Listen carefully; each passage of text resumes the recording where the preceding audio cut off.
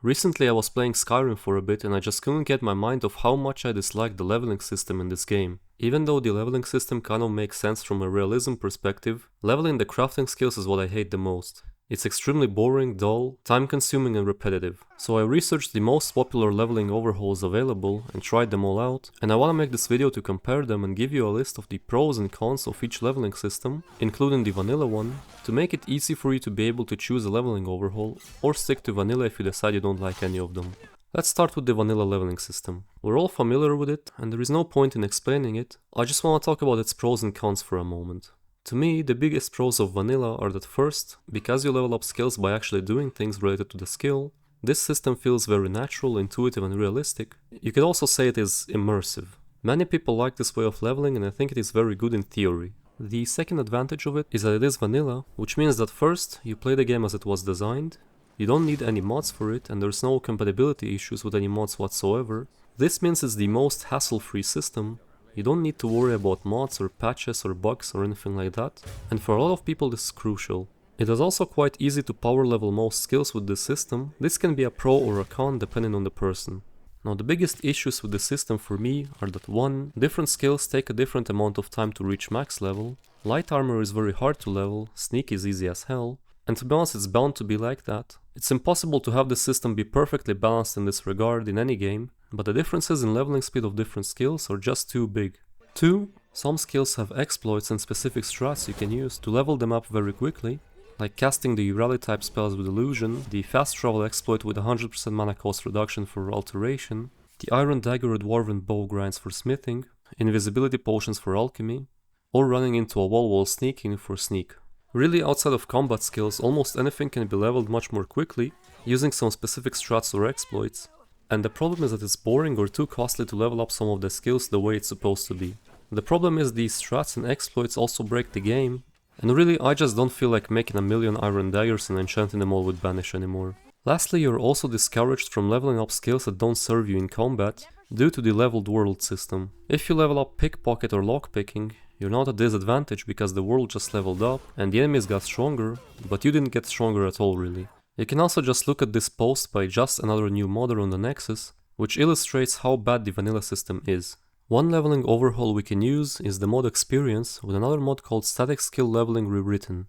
In this system you gain XP for killing enemies, clearing areas, doing quests, exploring and reading books.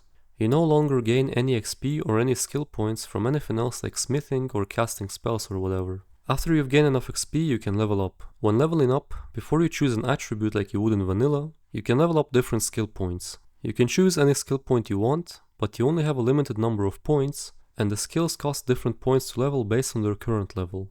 And there are also some caps applied, so you can't just dump all of your skill points into one single skill each time you level up. The good thing about the system is that first, the mod encourages you to actually play the game. You have to do quests, explore and clear out locations and just kill stuff, which means you level up by doing the fun stuff rather than fast traveling around cities to buy each court wizard's entire soul gem stockpile so you can get another point in enchanting.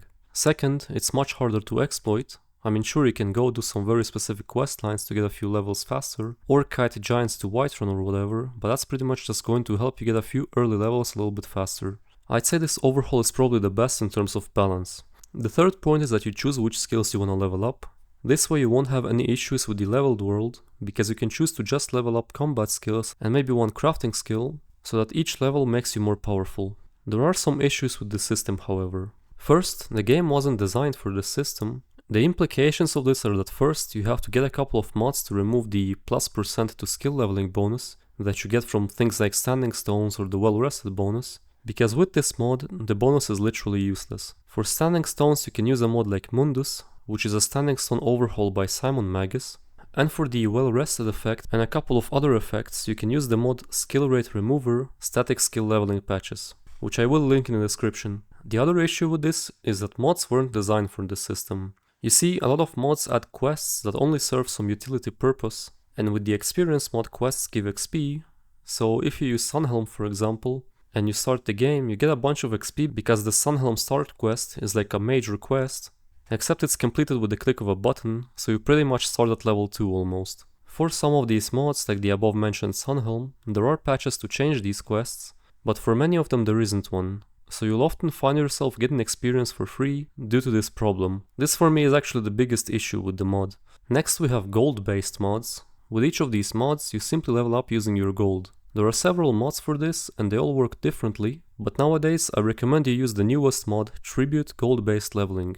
The way Tribute works is you get a level up power once you start the game, and you can level up in exchange for gold. The higher your level, the more gold you need to level up.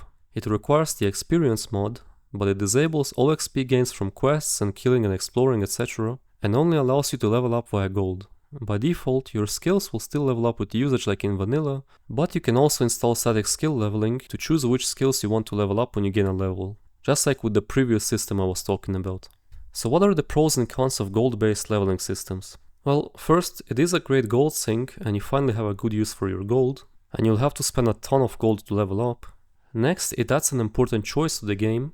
Do you buy the items, or property or ingredients etc., or do you level up? If you use the 5000 gold you have to buy Breeze Home, now you can't use that gold to level, so you have to think and make a decision, which I think is pretty cool. Third, just like experience, it is a fresh take on the leveling system, and I think it is definitely worth a try. It will make you play the game differently than how you're used to, which is great for replayability.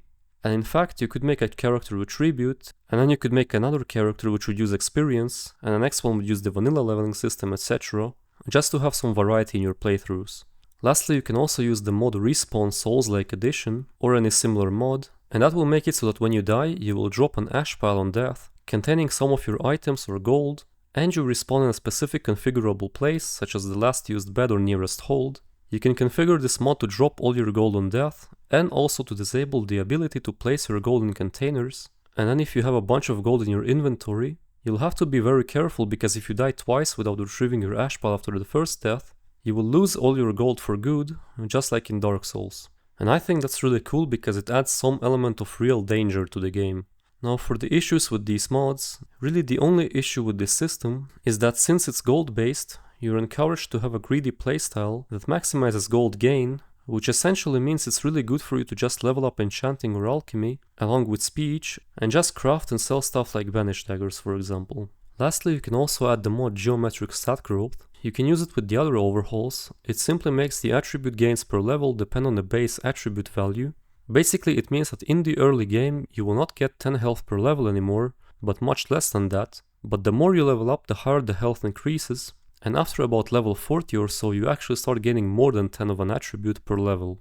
The way it works is when you level up, at first you will gain 10 attribute points like usual, but after you exit the level up menu, the mod will recalculate and readjust your stats. The goal of this mod is simply to make the early game more difficult. To help you decide whether you should use this mod or not, you should read this text written by its author on the mod page. There is one more type of leveling overhaul that I didn't talk about, and that is the Oblivion or Morrowind style leveling, which makes the leveling in Skyrim simply closer to how it was in these games. The most recent mod that achieves this is ESLA, or Elder Scrolls Leveling in Attributes, which, like I said, brings the leveling system back from Oblivion and Morrowind.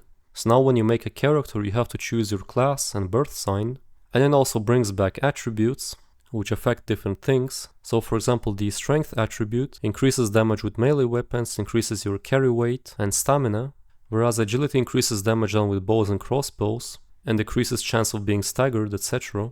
The mod is quite complex and completely changes the way you play the game and level up, although people who played Oblivion and Morrowind will probably be very familiar with it, because these systems in the mod are either copied or inspired by these previous games.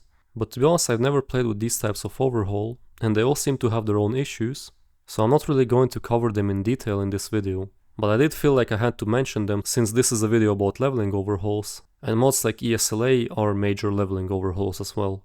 If you guys want me to, then just tell me and I can make a more detailed video about these types of mods later. But that was all for this video. Hopefully you've discovered something new today. I'm out for now and I'll see you in the next one.